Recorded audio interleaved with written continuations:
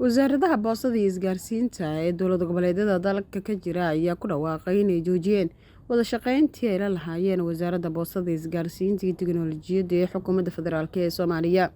War-saxaafadeed ka soo baxay Wasaaradaha Boostada iyo Isgaarsiinta ee maamul goboleedyada dalka ayaa waxaa lagu sheegay in Wasiirka Wasaaradda Boostada iyo Isgaarsiinta Dowladda Federaalk ee Soomaaliya Jaamac Xasan Khaliif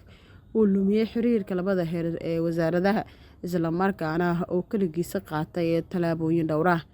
Wasiirada Boostada iyo Isgaarsiinta ee dowlad goboleedyada dalka ayaa waxa ay Wasiir Jaamac ku eedeeyeen inuu dhowr jeer u baajiyay shirar lagu ballansanaa in labada dhinac ay yeeshaan si wada shaqayn loo dhan yahay looga wada yeesho siyaasadaha isgaarsiinta iyo tiknoolajiyadda dalka. Sidoo kale, wasiirada ayaa qoraalkooda ku xusay in wasiirka uu si musuqmaasuqa ku maamulay mashruuca Digital Integration oo World Bank-ga dhowaan bilaabayso, isla markaana ay ku bixiso lacag dhan 80 milyan oo dollarka Mareykanka ah. Farxiin Maxamed Yuusuf, Cable TV, Muqdisho.